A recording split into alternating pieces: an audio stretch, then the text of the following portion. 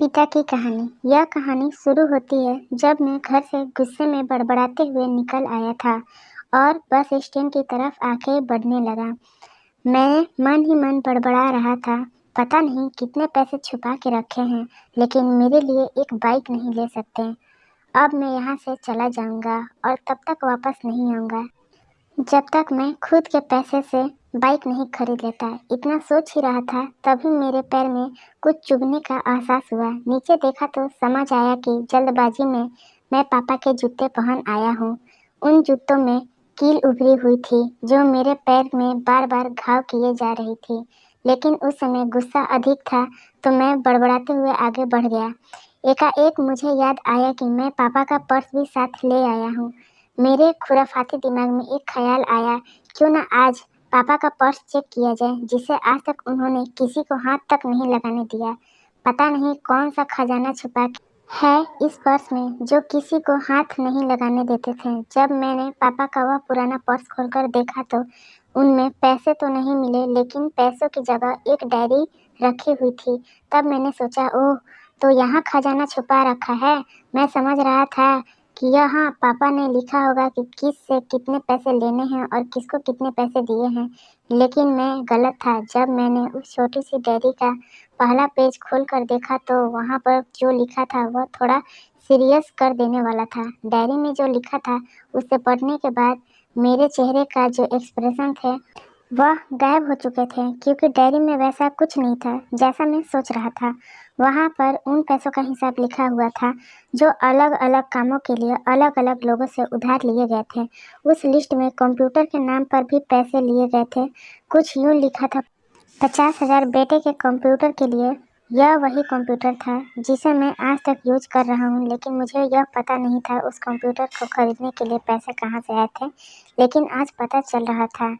मुझे आज भी याद है जब मैंने पहली बार कैमरे के लिए जीत की थी, जो मेरे पापा ने मुझे 2 हफ्ते बाद मेरे बर्थडे पर लाकर दिया था, जिसे देखकर मैं बहुत खुश हुआ था। और मुझे खुश देखकर मुझसे कहीं ज़्यादा अगर कोई खुश था तो वो थे पापा।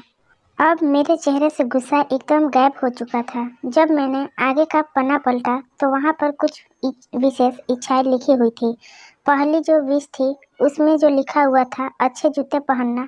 यह बात मेरी कुछ समझ नहीं आई। तभी मेरा पाँव अचानक सड़क पर भरे हुए पानी पर जा पड़ा और तभी मेरे पाँव में कुछ गीलीपन होने का एहसास हुआ।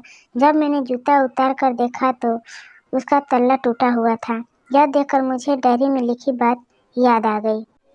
तभी मुझे माँ पापा की कही बातें याद आ रही थी कि कैसे माँ जब कहा करती थी पापा से, अब तो जूते पुराने हो गए हैं, नए ले लीजिए, तो पापा अक्सर यह कहकर टाल दिया करते थे, जूते अभी और चलेंगे, अभी कुछ दिन पहले तो लिए थे।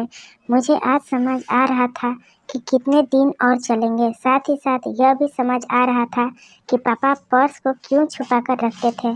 तभी उस डायरी को पढ़ते हुए बस स्टैंड पर पड़ी बेंच पर आकर बैठ गया।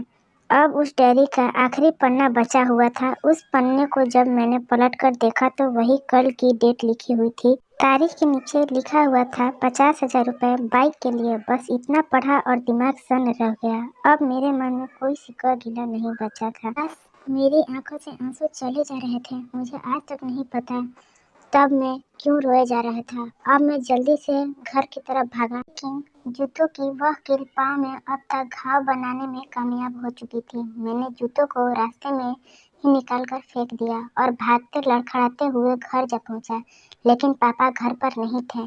मैं समझ गया वह कहाँ थे। मैं सीधा पास वाली बाइक एजेंसी की तरफ भागा। पता नहीं आज कहाँ से इतनी ताकत आ गई थी कि मैं भागते हुए थक नहीं रहा था, और वह भी बिना जूतों के नंगे पैर। जैसे तैसे मैं बाइक एजेंसी पर पहुंचा। पापा वहीं थे। मैंने पापा को दौड़कर गले लगा लिया और मेरी आंखों से आंसू रुकने का नाम ही नहीं ले रहे थे। पापा को समझ नहीं पा रहे थे आखिर हो क्या रहा है, मैं क्यों रो रहा हूँ। मैंने पापा से कहा, पापा मुझे मोटरसाइकिल नहीं चाहिए, आप अपने लिए जूते ले लीजिए। अब आज से मैं जो भी करूँगा अपनी मेहनत से अपने बलबूते पर पढ़ कर करूँगा।